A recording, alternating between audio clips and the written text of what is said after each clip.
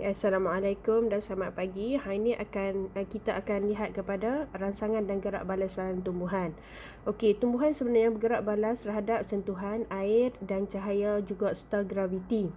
Nah, terdapat dua jenis gerak balas pada tumbuhan. Kita namakan gerak balas itu adalah tropisme dan juga satu lagi gerak balas itu adalah nasti. Okey, tropisme ni adalah tindak balas ataupun gerak balas tumbuhan ni ke arah tertentu. Contohnya akar melibatkan bahagian tertentu macam pucuk dan akar dan ke arah rangsangan yang tertentu. Contohnya ke arah ayak, ke arah cahaya ataupun ke arah graviti. Okey. Okey, tropisme ni terbahagi kepada dua. Tindak balas terbahagi kepada dua. Yang pertama adalah positif, yang kedua adalah negatif. Okey. Apa yang dimaksudkan dengan positif dan juga negatif? Contohnya, fototropisme positif di mana tindak balas pucuk terhadap cahaya matahari ianya bergerak mendekati cahaya matahari, kita namakan pucuk itu tindak balasnya ke arah cahaya, bermakna ianya adalah fototropisme positif. Tetapi bagi akar, dia tak dekat kepada cahaya, ia menjauhi cahaya, bermakna kita panggil ia fototropisme negatif. Fototropisme negatif. Jadi kena ingat yang mana mendekati ke arah gerak balas kita namakan positif, yang mana menjauhi tindak balas kita namakan negatif. Okey. Untuk tindak balas tropisme ni ada tiga. Yang pertama adalah fototropisme, geotropisme, hidrotropisme. Fototropisme adalah tindak balas terhadap cahaya. Geotropisme tindak balas ke arah graviti, pandai. Dan yang terakhir, hidrotropisme, tindak balas terhadap air. Okey, now kita akan pergi satu-satu. Kita tengok yang pertama, fototropisme positif. Pucuk ni tumbuh ke arah cahaya. Bila dia tumbuh ke arah cahaya, bermakna tindak balasnya itu mendekati cahaya. Bila mendekati cahaya, bermakna kata ianya adalah fototropisme positif. Sedangkan akar menjauhi cahaya kita panggil fototropisme negatif. Contohnya pokok yang kat rumah kita, kalau kita bubuh dekat dengan tingkap, ianya akan mendekati matahari. Pucuk dia tu. Okey, seterusnya bila kita ada bahagian geotropisme. Geotropisme ni bermaksud graviti. Bermaksud graviti. Bila bermaksud graviti, akar ini tumbuh ke bawah, betul, ke arah bawah. Kita tak pernah nampak akar naik ke atas. Walaupun pokok orkid tu tergantung, ia tetap tumbuh ke bawah.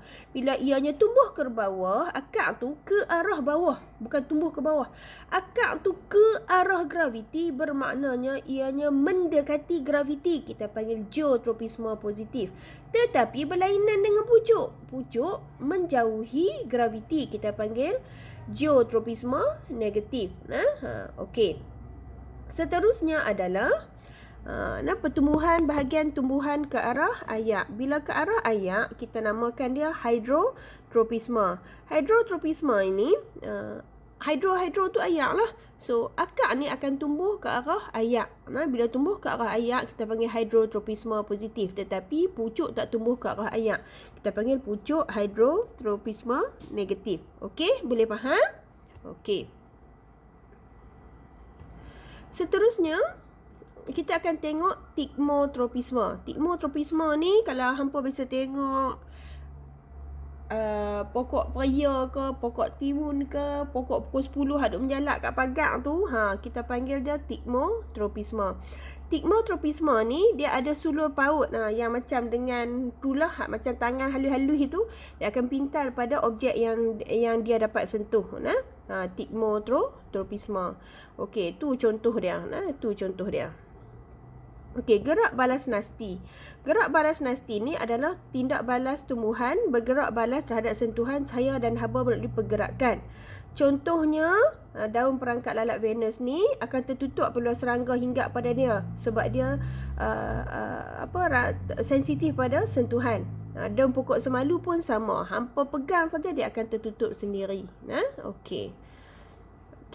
Pasal apa pentingnya tindak balas tumbuhan tadi? Kita tahu Pokok ini adalah sejenis pengeluar. Bila sejenis pengeluar, ianya melakukan makanan sendiri melalui proses fotosintesis. Di antara syarat-syarat fotosintesis mesti hadirnya cahaya matahari, mesti hadirnya ayak. Jadi, cahaya matahari itu hadir daripada mana? Fototropisme positif. Ayak adalah daripada geotropisme dan juga hidrotropisme. Sementara bagi pokok yang tak boleh bermandiri sendiri, ianya memerlukan tumbuhan lain untuk memanjat. Pasal apa dia nak panjat? Sebab nak dapat cahaya matahari. Dapat cahaya matahari. Kalau duduk kat bawah, dia terpaksa bersaing dengan pokok yang lain untuk dapatkan cahaya matahari. Sementara pergerakan nasti untuk elakkan pokok daripada tercedera. Okey. So, bagaimana NASA buat eksperimen untuk yang ni? So, mereka bawa lah pokok ni naik ke atas angkasa. Mereka isi ayak. Lepas tu, mereka bagi cahaya LED. Bermaknanya dia ada dua dah syarat. Dia ada syarat untuk fotosintesis. Dia boleh hidup, tetapi akak dia tu tumbuh merata. Pasal apa akak tumbuh merata? Di atas sana tak ada graviti. Okey.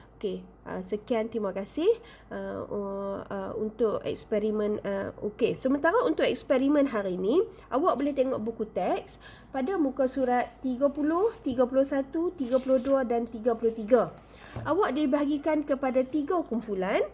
Awak akan dibahagikan kepada beberapa kumpulan dan setiap kumpulan itu mesti ada 3 orang. Orang yang pertama mestilah buat guna kotak kasut. Guna kotak kasut, tebuk satu lubang, tanam kacang hijau. Lepas tu ikutlah eksperimen itu. Dalam kotak kasut tu boleh bubuh semua bekas. Untuk bubuh bekas A, bekas B dan bekas C. Maknanya tebuk kotak pada arah yang berbeza. Ambil lah, tahu tak, botol mineral tu. Botol mineral, potong botol mineral tu, bubuh kapas, bubuh ayak. Satu letak di hujung kanan, tengah dan hujung kiri. Tebuk lubang ikut yang tu. So, awak akan nampak bagaimana tindak balas kacang hijau tu terhadap cahaya matahari. Okey, untuk yang eksperimen B, gerak balas tumbuhan terhadap graviti ataupun geotropisme, orang tanya saya nak guna piring Petri. Tak payah. Kat makmal pun saya tak payah pakai piring Petri. Awak ambil botol mineral, potong botol mineral tu akan jadi macam piring Petri. So, apa yang awak buat? Awak boleh gunakan plastisin. Guna plastisin. Kalau kat rumah lagi senang. Bagi berdiri benda tu, kalau awak ada macam polyform, styrofoam tu kan, potong styrofoam tu, letak atas tu, letak selotip potongan botol mineral tu, dan awak akan tengok macam mana tindak balas akak terhadap graviti untuk eksperimen yang B. Untuk eksperimen C, senang juga, guna juga botol mineral. Cumanya hak ni je kena kreatif sikit. Kena guna kasar dawai. Kalau tak ada kasar dawai, apa-apa saja dawai yang kat rumah, boleh hampa jalan ni amak, hampa buat bunga dawai halus tu, buat hampa letak. Untuk kalsium klorida kontang, sebenarnya kat rumah semua orang ada. Kita beli gel silika. Bila kita beli ubat ke, kita beli kasut ke, kita beli apa hak dalam paket kecil tu, silika gel tu. Bubuh silika gel tu kat bawah. Awak boleh buat eksperimen yang tu sebenarnya. Silika gel kat bawah. Jadi awak akan tengok bahawasanya akak ni tak akan tumbuh lurus ke bawah sebab silika gel ni dia serat ayak. Okey, sekian, terima kasih. Assalamualaikum. Apa-apa PM saya kalau tak faham.